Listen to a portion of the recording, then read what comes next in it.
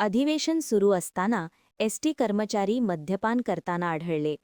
सिंधुदुर्गातील कुडाळ येथे आज महाराष्ट्र एसटी कामगार सेनेचे राज्यव्यापी अधिवेशन पार पडले.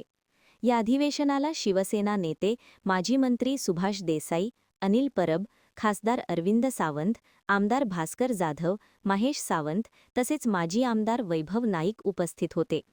मात्र अधिवेशन सुरू असताना आणि प्रमुख नेत्यांची भाषणे सुरू असतानाच संघटनेचे काही कर्मचारी जवळच्या वाईन शॉपमध्ये मद्यपान करताना दिसून आले.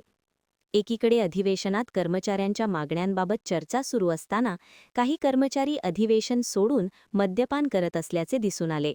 दरम्यान या प्रकरणाबाबत प्रतिक्रिया विचारली असता माजी मंत्री सुभाष देसाई यांनी अशा घटना कुठेही घडू शकतात, काही जण बाहेर गेले असतील असे सांगत या प्रकरणावर स्पष्टीकरण दिले. या ठिकाणी अनेक नेत्यांची प्रमुख भाषणं झाली, मात्र यावेळेला जर बघितलं तर अनेक कर्मचारी जे आहेत ते सभा मंडप सोडून बिअर शॉपिंगमध्ये जाताना आपल्याला पाहायला मिळाले. अनेक कर्मचारी काहीतरी चुकीचं बोलू नका.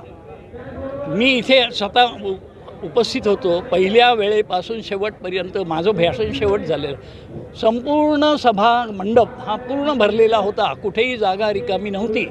आता 3-3, 4-4 तास एखादा कार्यक्रम चालत असेल तर नैसर्गिक काही गरजा असतात, त्यासाठी कोणी जाऊन आलं तर हे शक्य असतं आणि ते सगळीकडे होत असतं. परंतु सभा ही शेवटपर्यंत यशस्वीपणे सगळ्यांनी पार पाडलेली आहे. मी कानाकोपऱ्यातून आलेल्या ह्या सदस्यांना धन्यवाद देतो.